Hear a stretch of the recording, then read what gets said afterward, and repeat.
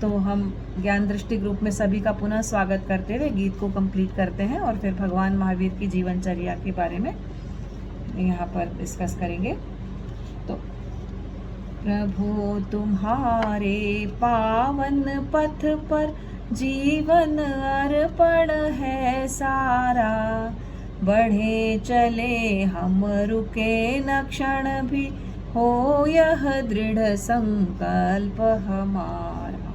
प्रभु तुम्हारे पावन पथ पर नया मोड़ हो उसी दिशा में, नई चेतना फिर जागे, तोड़ गिराए जीर्ण शीर्ण जो अंधरूढ़ियों के धागे। आगे बढ़ने का यह युग है, आगे बढ़ने का यह युग है, बढ़ना हमको सबसे प्यारा।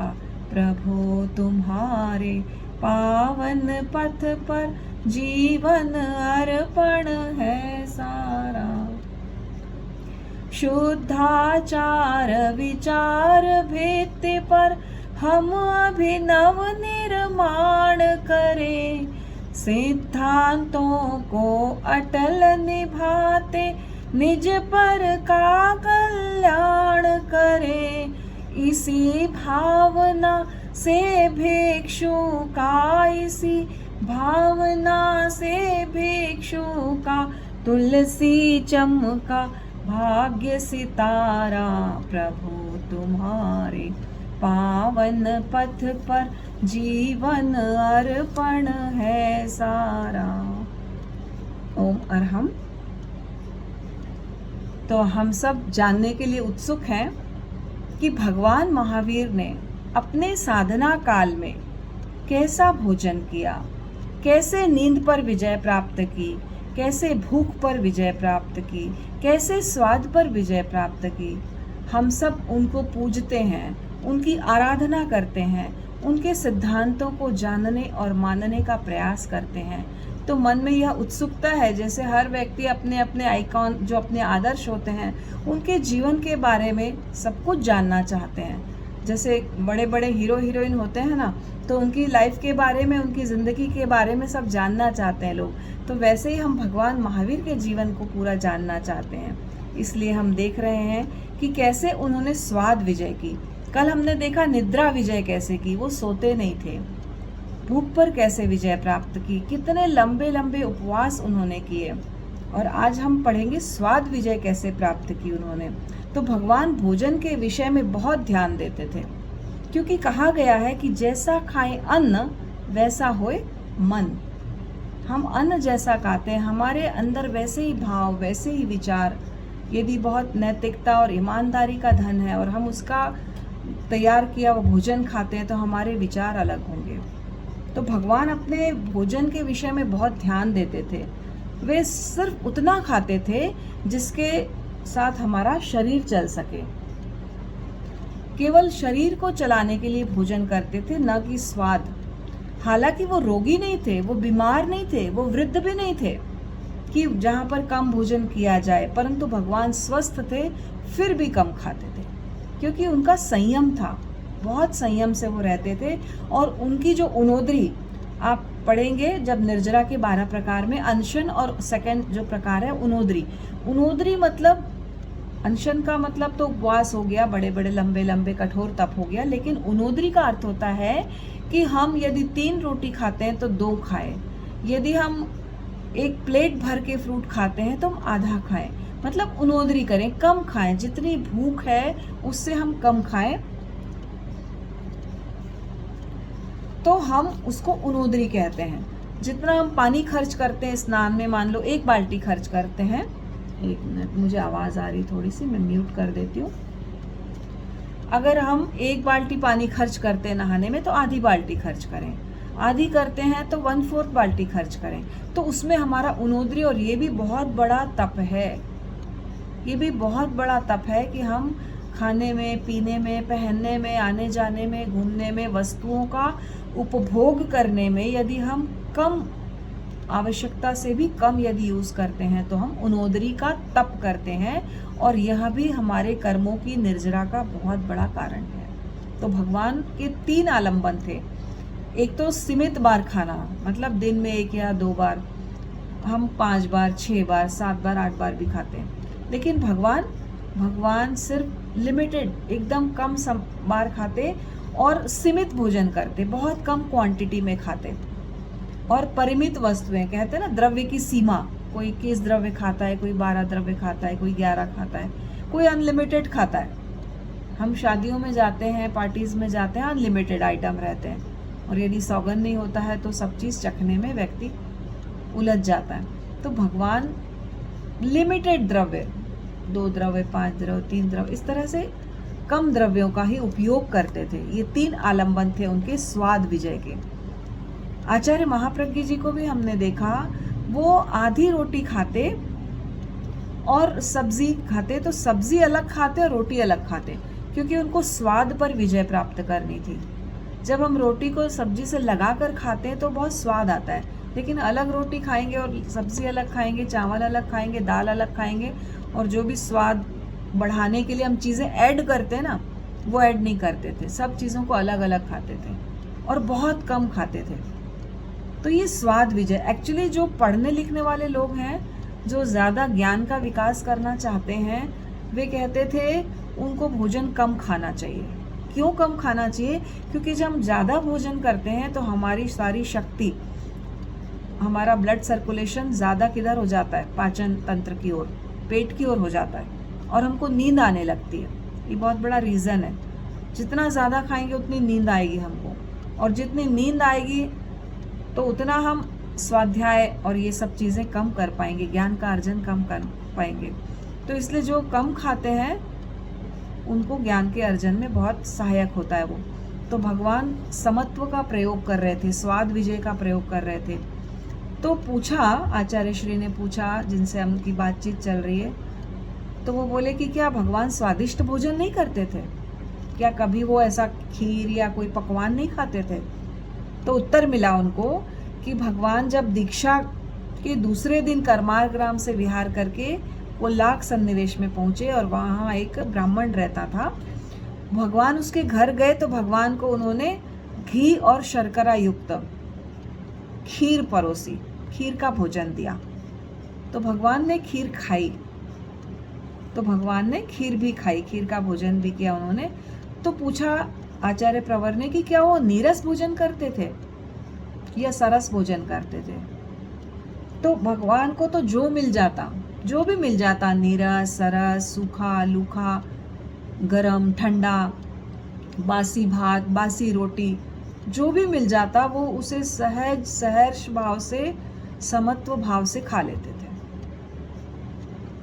पर अगर हम अपना आपको कंपेयर करें, रोटी जरा सी ठंडी हो गई, कड़क नहीं बनी है ना, सब्जी में नमक कम है, ज़्यादा है, हम रोज़ कितना खाने के प्रति, इतना हमारा स्वाद के प्रति इतनी आसक्ति है कि हम रोज़ उसमें कुछ ना कुछ कमी निकाल के देख लेते हैं। परंतु भगवान को कुछ भी भोजन मिला, कहीं भी मिला, नहीं भी मिला, तो भगवान उसको समता भाव से शरीर को चलाने के लिए बस खा लेते थे। भगवान ने बासी भात भी खाया। इतनी समत्व की साधना उनकी सुदृढ़ हो गई थी कि जैसा भोजन मिलता, उनकी मानसिक जो भाव थे ना, कभी भी विचलित नहीं होते थे कि आज मेरे को भोजन नहीं मिला, या आज मेरे को कैसा भोजन मिला, ये मेरी हेल्थ के लिए अच्छा नहीं है या खराब है, कुछ भी नहीं, कोई विचार चिंतन भी नहीं उनको मन में। और एक बार भगवान ने रुक्ष भोजन का प्रयोग आरंभ, रुक्ष यानी रूखा सूखा भोजन का प्रयोग आरंभ किया। और इस प्रयोग में क्या खाते थे? कोदू का ओदन, बैर का चूर्ण और कुलमाश। ये पूछना होगा मुझे भी कि ये क्या चीज़ें हैं, एकदम नाम भी कुछ वैसे हैं। तो ये प्रयोग 8 महीने तक खाए, 8 महीने तक ये 3 वस्तुएं भगवान महावीर ने खाई, ओदन, चूर्ण और कुलमाश। ख्याल से उड़द के वो उसको बोलते हैं शायद, उड़द की दाल को कुलमास। ये मैं आपको पूछ के बताऊंगी क्या है ये कुलमास। तो भगवान स्वाद विजय का भी प्रयोग कर रहे थे, नींद विजय और भूख विजय के साथ साथ, क्योंकि हम जितना शरीर के प्रति आसक्ति रखेंगे उतना ही हमारा स्वाद के प्रति ध्यान जाएगा, और जितना शरीर के प्रति अनासक्त होंगे उतना ही हम चेतना के प्रति रुझान हमारा बढ़ेगा। तो फिर भगवान ने क्या किया? ध्यान, आसन और मौन, इन 3 चीज़ों में सबसे ज़्यादा भगवान ने ध्यान दिया। तो आचार्य महाप्रज्ञ जी अपने लेखन में कहते हैं आगे कि मैं ध्यान के प्रकोष्ठ में प्रवेश पा रहा था, मतलब ध्यान की गहराइयों में जा रहा था, और मेरा संबंध जो था वो बाह्य जगत से टूट गया और भीतरी जगत में मैं चला गया, और मेरा संपर्क हुआ सूक्ष्म जगत से। सूक्ष्म जगत में मैं अपने आचार्य कुंद कुंद की सन्निधि में पहुंचा। आप पढ़िएगा कभी, पेज नंबर 50 है ये, आचार्य कुंद कुंद, आपने नाम सुना होगा। दिगंबर दर्शन में काफ़ी आचार्य कुंद कुंद का समय सार, इन ग्रंथों को बहुत महत्व दिया गया है। तो आचार्य कुंद कुंद की सन्निधि में पहुंचे और जिज्ञासा रखी उन्होंने उनको महाप्रज्ञ कहा। उनका खुद का नाम तो बाद में पड़ा। उन्होंने कहा, महाप्रज्ञ, आपने लिखा है कि जो व्यक्ति आहार विजय, निद्रा विजय और आसन विजय को नहीं जानता वो महावीर को नहीं जानता। क्या क्या? आहार, निद्रा और आसन। अगर आसन विजय नहीं करेंगे तो आप हर मिनट में आसन चेंज करेंगे, हलन चलन करेंगे, तो ध्यान की गहराइयों में प्रवेश नहीं कर सकते। तो उन्होंने प्रश्न पूछा कि ये सब चीज़ें अगर धर्म के लिए ज़रूरी हैं तो क्या महावीर के धर्म में ध्यान को कहीं अवकाश नहीं? उन्होंने पूछा। तो आचार्य ने कहा, यदि ध्यान के लिए अवकाश नहीं होता तो आहार, निद्रा और आसन विजय किस लिए? ध्यान के लिए ही सब कुछ करना है, हमको ध्यान के लिए ही ये सब करना है। आहार की विजय, निद्रा पे विजय और आसन पे विजय, ये सब तैयारी है, ये सब साधन है। हमको जाना कहाँ है? हमको जाना है ध्यान की गहराइयों में। और उसके लिए आचार्य कुंद कुंद ने भी कहा कि ध्यान का महत्व कम नहीं हो सकता।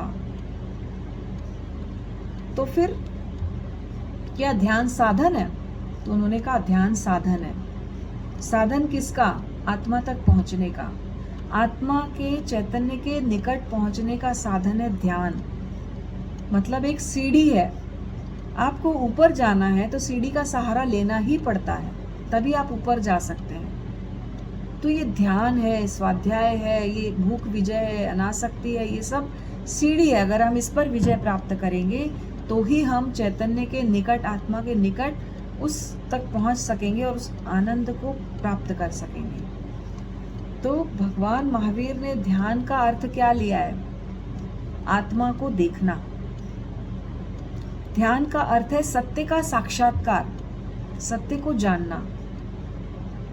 और भगवान ने 2 चीजों का प्रतिपादन किया, चेतन और अचेतन।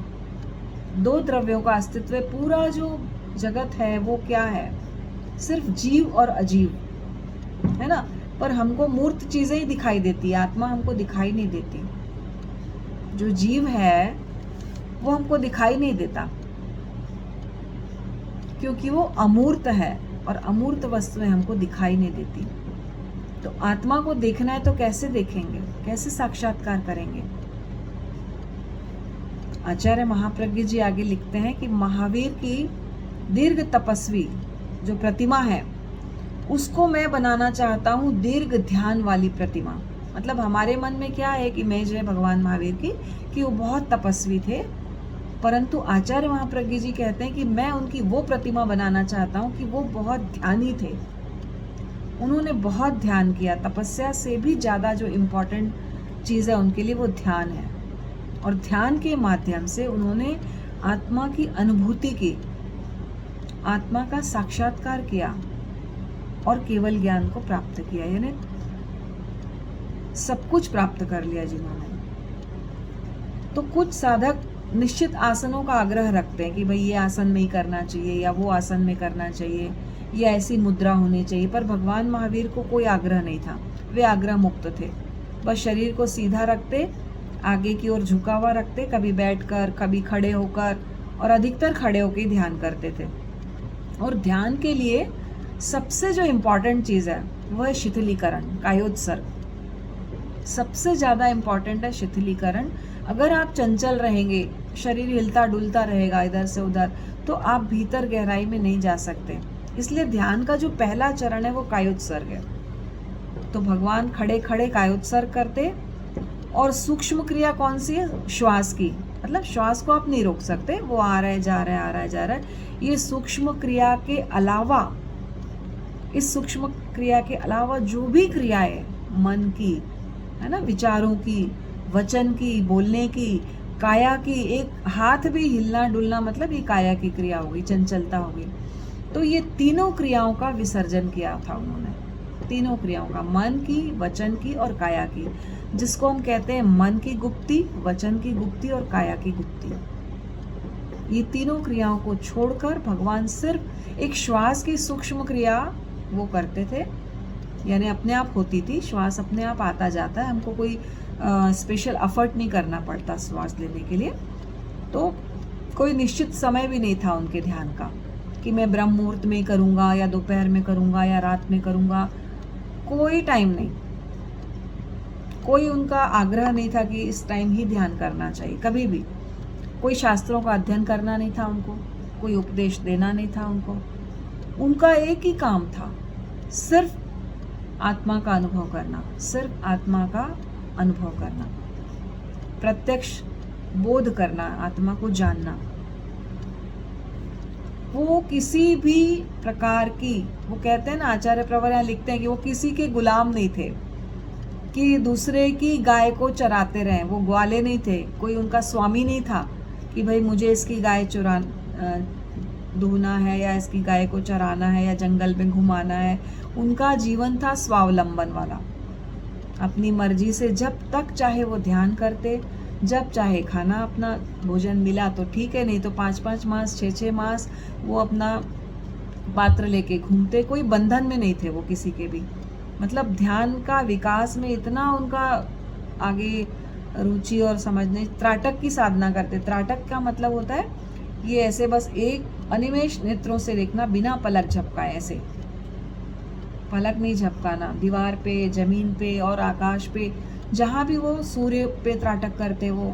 और ये त्राटक में ना विचार नहीं आते हैं। आप ध्यान जब आँख बंद करके करते हैं तो ज़्यादा विचार आते हैं, अगर त्राटक करके देखें आप तो विचार नहीं आते इसमें। तो भगवान तो ज़्यादातर त्राटक ही करते थे, और अनिमेष पलकें अपनी जो ऐसी इस तरह की उनकी पलकें रहती थी, न ऊपर न बंद। तो एक बार भगवान कहाँ गए? दृढ़ भूमि प्रदेश में गए, और पेढ़ाल नाम के गांव में पोलाश नाम के चैत्य, यानी चैत्य मंदिरों को कहा जाता था पहले, चैत्य में गए, और वहाँ उन्होंने एक रात्रि की प्रतिमा धारण की, एक रात्रि के लिए ध्यान किया उन्होंने। तो आरंभ में 3 दिन का उपवास किया, तेला किया पहले, और तीसरी रात शरीर का व्युत्सर्ग, मतलब शरीर को कहना चाहिए कायोत्सर्ग व्युत्सर्ग करके खड़े हो गए, दोनों पैर सटे हुए उनके और हाथ पैरों से सट के नीचे की ओर झुके हुए, दृष्टि उनकी अनिमेष और किसी एक पुद्गल पे, एक बिंदु पे टिका दी उन्होंने। सब इंद्रियों को अपने अपने स्थान पर, आंखें अपनी जगह पे, कान अपनी जगह पे, कोई उपयोग नहीं कर रहे हैं, मतलब अंदर कहना चाहिए इंद्रियों का जो संयम होता है ना, प्रतिसंलीनता कहते हैं उसको। ये भी एक प्रकार का तप है। प्रतिसंलीनता मतलब सारी इंद्रियां, जो आँख है, नाक है, मुंह है, कान है, स्पर्श है, उसको अपने में समेट लेना, उसका उपयोग नहीं करना। कितनी बड़ी बात है, किसी भी इंद्रिय का उपयोग नहीं करके उसको अपने में समेट लेना, गुप्ती कर लेना उसकी, और ध्यान में लीन हो गए वो। तो ये था उनका कहना चाहिए साधना के जो एकदम गहराइयों में जाने का प्रयत्न, और साधना का ये 11वां वर्ष चल रहा था। तो भगवान ने क्या, अपने प्रतिमा का नाम सुना होगा, भद्र प्रतिमा धारण की, और पूर्व दिशा की ओर मुंह करके कायोत्सर्ग की मुद्रा में खड़े हो गए। कितना? 4 प्रहर। 4 प्रहर आपको पता होना चाहिए, 8 प्रहर का हमारा पूरा 24 घंटे होते हैं। 4 प्रहर रात्रि के और 4 प्रहर दिन के होते हैं। एक एक प्रहर में 3-3 घंटे होते हैं वैसे, है ना। पर अगर दिन बड़े छोटे होते हैं या रात्रि बड़ी छोटी होती तो उस हिसाब से भी हम उनको डिस्ट्रीब्यूट कर देते हैं प्रहर को। 4 प्रहर दिन के और 4 प्रहर रात्रि के होते हैं। तो भगवान ने 4 प्रहर का ध्यान किया और एक ही दिशा में मुंह करके खड़े हो गए। पूर्व में खड़े हो गए, फिर पश्चिम में खड़े हो गए, फिर उत्तर में खड़े हो गए, दक्षिण में खड़े हो गए। ऐसे 4 बार 4-4 प्रहर का ध्यान किया उन्होंने। इस प्रतिमा में भगवान को बहुत आनंद आया, बहुत आनंद का अनुभव हुआ। और फिर उन्होंने महाभद्र प्रतिमा धारण की और उसमें क्या किया, उसमें भगवान ने आप एक बुक है भगवान महावीर की साधना का रहस्य, अगर आप वो पढ़ेंगे तो और विस्तार में और डिटेल में आपको भगवान की साधना का पता चलेगा कि कैसी कैसी साधना वो करते थे और कैसे उन्होंने अपने जीवन को उत्कृष्ट बना के मोक्ष प्राप्त किया। कम से कम हम जाने तो सही, अगर हम कर नहीं सकते, सक्षम नहीं है, पर जाने तो सही आखिर कैसा वो ध्यान था उनका, कैसे उन्होंने प्राप्त किया आत्मा को। तो चारों दिशाओं में एक एक दिन और एक एक रात फिर महाभद्र प्रतिमा में उन्होंने फिर से ध्यान किया। अब फिर ध्यान की श्रेणी इतनी लंबी हो गई, इतनी प्रलंब हो गई कि भगवान उसको तोड़ नहीं पाए, निकल नहीं पाए उसमें से। और ध्यान के इसी क्रम में उन्होंने सर्वतोभद्र, पहले भद्र प्रतिमा, फिर महाभद्र प्रतिमा, फिर सर्वतोभद्र प्रतिमा उन्होंने धारण की। और इसमें क्या हुआ, चारों दिशाओं, चारों विदिशाओं और ऊर्ध्व और अध, 10 दिशाएं होती है, आपको पता हो, पूर्व, पश्चिम, उत्तर, दक्षिण और आग्नेय कोण। इस तरह से उन दोनों के बीच बीच के एक दिशा होती है ना, आग्नेय कोण बोलते हैं जिसको वास्तु में हम समझते हैं कि वो कोणों में भी 4 और 4 8 हो गए, और ऊर्ध्व और अधो की 10 दिशाएं होती है। तो 10 दिशाओं में भगवान ने एक एक दिन और एक एक रात, ये सर्वतोभद्र प्रतिमा, एक एक दिन एक एक रात मतलब पूरा 24 घंटे हो गए। 4 प्रहर ये, 4 प्रहर वो, 8 प्रहर का ध्यान उन्होंने किया। और कुल मिला के 16 दिन रात निरंतर ध्यान की प्रतिमा धारण की, साधना की उन्होंने, 16 दिन और रात, ऐसा कुल मिला के। और भगवान पूरे ऊर्ध्वलोक, अधोलोक, तिर्यक लोक, आप जब लोक पढ़ेंगे तो बहुत आनंद आएगा आपको। वो मैंने अभी रखवाने वाली थी वो लेक्चर में राजेश जी का, परंतु कुछ लोग बाहर हैं तो उन्होंने कहा बाद में रखना, तो हम नेक्स्ट मंथ उनका लेक्चर रखेंगे, लोक कहाँ है। तो ऊर्ध्वलोक, अधोलोक जिसमें नरक आदि है, ऊर्ध्वलोक देवलोक आदि है, और तिर्यक लोक जिसमें हम रहते हैं। इन तीनों लोकों में भगवान ने ध्येय बनाया, ध्यान का बिंदु बनाया, और ऊर्ध्वलोक को दृष्टि रख के ध्यान किया, तिर्यक लोक में ध्यान किया, अधोलोक में ध्यान किया, तीनों लोकों में ध्यान किया और तीनों लोकों के द्रव्यों का साक्षात्कार किया, जाना उसको इतनी एकाग्रता से।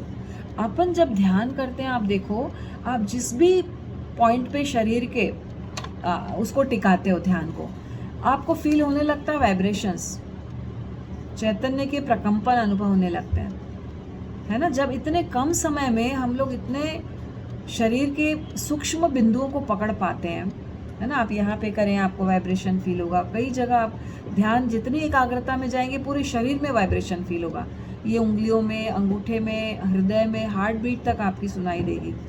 तो ये चीज़ जब हम इतनी सूक्ष्मता से करते हैं तो क्यों नहीं हम शरीर के भीतर भी पहुँच सकते हैं, आत्मा तक साक्षात पहुँच सकते हैं, वस्तुओं तक, पदार्थों तक पहुँच सकते हैं, जैसे कि भगवान ने किया। ऊर्ध्वलोक, अधोलोक और तिर्यक लोक को जाना भगवान ने त्राटक करके, वहाँ त्राटक करके उन्होंने जाना। तो बहुत ही खूबसूरत भगवान की साधना का जो वर्णन है, एक एक बातें पूछ पूछ के, मतलब विचार संप्रेषण कर करके कहाँ कहाँ से महाप्रज्ञ जी ने लिया है ये, और हम सबके सामने एक छोटी सी किताब में प्रस्तुत कर दिया उसको, भगवान महावीर की जीवन काल को। तो उनका जो मुख्य उद्देश्य था ध्यान का, वो मैं यहाँ पर आपको बता रही हूँ कि उनका मुख्य उद्देश्य था तीनों लोकों को जानना, ऊर्ध्व, अधो और तिर्यक, ये मध्य लोक हमारा, तीनों को जानना कि क्या है। बंधन को जानना, बंधन का हेतु, कारण क्या है बंधन का, आत्मा को कसने वाला कौन है, किसके कारण हम बंधे हुए हैं, उसको जानना। तो मोक्ष है तो मोक्ष का कारण क्या है, उसको जानना। मोक्ष का सुख जानना कैसा है ये। तो ध्यान का जो बिंदु रहता था उनका सिर, नाभि और पैर का अंगूठा, पादांगुष्ठ, पैर का अंगूठा। और किसको और जानना, द्रव्य, गुण और पर्याय। द्रव्य क्या है, मैटर को जानना, गुण जानना, उसकी पर्याय यानी उसकी परिवर्तनशीलता कैसी है उसको जानना। नित्य क्या है, अनित्य क्या है, मतलब जो शाश्वत है उसको जानना और जो अशाश्वत है उसको जानना। जयंती जो भगवान की श्राविका थी, उन्होंने पूछा भगवान से कि लोक जो है, ये पूरा जो विश्व है वो अनित्य है कि नित्य है। अब भगवान ने कहा, बहुत सुंदर अनेकांत की दृष्टि से उन्होंने आंसर दिया है हर चीज का, हर प्रश्न का, कि लोक जो है वो द्रव्य की दृष्टि से शाश्वत है, हमेशा रहेगा, परंतु पर्याय की दृष्टि से वो परिवर्तनशील है, नश्वर है ना। कभी किस रूप में आए, कभी हम किस शरीर को धारण करते हैं, कभी किस, पर आत्मा तो शाश्वत है ना। ऐसे ही आत्मा भी शाश्वत है द्रव्य की दृष्टि से, मगर पर्याय की दृष्टि से वो कभी क्रोध में होती है, कभी मान में होती है, कभी लोभ में होती है, तो इस दृष्टि से वो पर्याय बदलती रहती है, इसलिए वो नश्वर है, पर द्रव्य की दृष्टि से वो शाश्वत है। किस आदमी का सोना अच्छा है, किस आदमी का जागना अच्छा है, ऐसा जयंती ने फिर प्रश्न किया भगवान से। तो भगवान ने कहा, जो लोग पापी हैं, जो लोग दिन रात पाप कर्म में लगे हुए हैं, उनका सोना अच्छा है। जितनी देर सोएंगे उतनी देर पाप कर्म कम होंगे इस विश्व में। और जो धर्मी हैं, जो धर्म कर रहे हैं, जो सद्गुणी हैं, उनका जागना अच्छा है, क्योंकि वो जितनी देर जागेंगे उतनी देर सत्कर्म करेंगे, दूसरों को सुख पहुंचाएंगे, शांति पहुंचाएंगे। तो इस तरह भगवान ने हर एक बात का जो उत्तर दिया है वो अनेकांत की दृष्टि से दिया है। तो कितनी विशाल दृष्टिकोण, कितना ब्रॉड माइंडेड हम बन जाते हैं यदि हम अनेकांत को समझ लेते हैं कि इस दृष्टि से ऐसा है, इस दृष्टि से ऐसा है। कोई आग्रह नहीं, कोई आग्रह नहीं कि मैं सही हूँ और ये बात सही है, वो बात गलत है। हर दृष्टि से हर बातों को वो समझाते थे। तो स्थूल जगत को जानना उनको ध्यान का उद्देश्य था, उनका पूरे जगत को जानना क्या है। सूक्ष्म से सूक्ष्म परमाणु को जानना। जो कर्म है, कर्म शरीर है हमारा, वो भी पुद्गल है। आपको पता है वो दृश्य है या अदृश्य है? वो दृश्य है, परंतु हमारी आंखें उसको नहीं देख पाती, क्योंकि हम माइक्रोस्कोप से देख सकते हैं ना, जैसे कुछ जीवों को और नहीं देख सकते इन इंद्रियों से, वैसे ही जो कर्म पुद्गल हैं उनको भी मूर्त है, देखा जा सकता है। तो भगवान सूक्ष्म से सूक्ष्म परमाणुओं को देखने में लगे हुए थे और प्रज्ञा को जगाने में लगे हुए थे। प्रज्ञा के द्वारा आत्मा का निरीक्षण कर रहे थे वो। फिर भगवान भावना का भी अभ्यास करते थे। एक तो ध्यान का, कायोत्सर्ग का, ध्यान का उद्देश्य डिसाइड कर लिया। मैं आप लोगों से चर्चा कर रही हूँ कि हमारा लक्ष्य क्या है जीवन का। यदि हमारा कोई लक्ष्य नहीं है तो हम कितना भी चलते रहें, हम कहीं नहीं पहुंच पाएंगे। यदि हमारा लक्ष्य निर्धारित नहीं है कि मुझे बॉम्बे जाना है या मुझे दिल्ली जाना है या मुझे आत्मा की वो करना है ना, शुद्ध बनाना है, मुक्त बनाना है, तो यदि लक्ष्य निर्धारित नहीं तो हम कहीं नहीं पहुंच पाएंगे। हम कोल्हू के बैल की तरह गोल गोल गोल गोल चक्कर लगाएंगे। 4 गति 84 लाख में हम भी लगाएंगे, जैसे वो कोल्हू का बैल। वो सोचता है मैं बहुत चल लिया, मैं पहुंच गया हूँगा, पर वो कहीं नहीं पहुंचता। वैसे ही अगर हम दिन भर क्रिया करते रहें और समझ नहीं पाए कि लक्ष्य क्या है हमारा जीवन का, तो शायद हम भी कहीं नहीं पहुंच पाएंगे। तो सबसे पहले हमको लक्ष्य निर्धारित करना चाहिए, जैसे भगवान ने निर्धारित किया कि मुझे क्या जानना है, लोक को जानना है, आत्मा को जानना है, आत्मा के स्वरूप को जानना है। तो वैसे ही हम भी अपना लक्ष्य निर्धारित करेंगे तो जरूर हम एक दिन वहां पहुंच पाएंगे। तो भगवान ने 3 भावनाएं ली थी, एकत्व, अनित्य और अशरण। मैं अकेला हूं, ये अंतिम सत्य है हमारे जीवन का। और सब कुछ अनित्य है। जितना भी संयोग मिला है, पदार्थ का, व्यक्ति का, घर का, धन का, ये सारा संयोग जो है वो अनित्य है।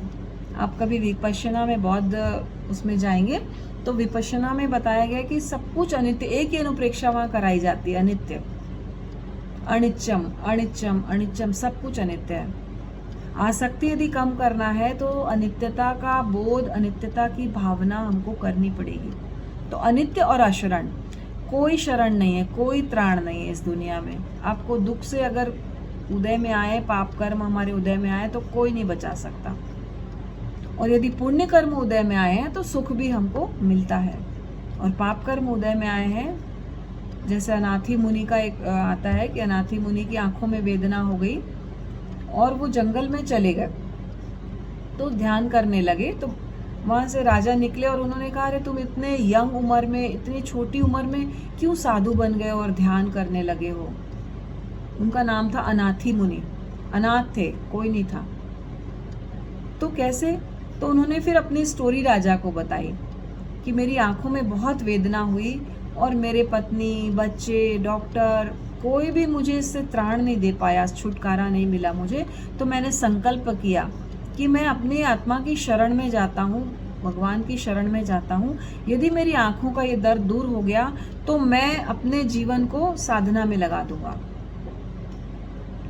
और ये संकल्प लिया, उनकी आंखें ठीक हो गई और उसके बाद वो जंगल की ओर साधना करने चले गए। तो कोई शरण नहीं है, यदि अपने कर्म अच्छे हैं, अपने आत्मा की ही शरण है, ईश्वर की ही शरण है, जिसमें हम सुख का, आनंद का अनुभव कर सकते हैं। उसके अलावा कोई शरण नहीं है। कोई भी आपके दुख को दूर नहीं कर सकता। तो ये 3 भावना भगवान ने सबसे ज़्यादा अपने साधना काल में भाई थी। वैसे तो 12 भावनाएं भी हैं, 16 भावनाएं भी हैं, हम कभी उनकी भी चर्चा ज़रूर करेंगे। परंतु ये 3, एकत्व, अनित्य और अशरण, इन 3 भावनाओं को भगवान ने अपनी साधना का उद्देश्य बनाया। और मैं यहीं पे विराम करते हुए आप सबके प्रति मंगल भावना करती हूँ कि हम भी अपने जीवन का लक्ष्य निर्धारित करें और ज़रूर उस दिशा में बढ़ते रहें और प्रयास करते रहें। तो एक दिन ज़रूर हम अपने लक्ष्य को प्राप्त करेंगे और भगवान महावीर की तरह हम भी आत्म सुख को, शाश्वत सुख को प्राप्त करेंगे। इसी मंगल भावना के साथ मैं ओम अरहम आप सबके प्रति आभार, गुरुदेव के प्रति आभार व्यक्त करते हुए ओम अरहम।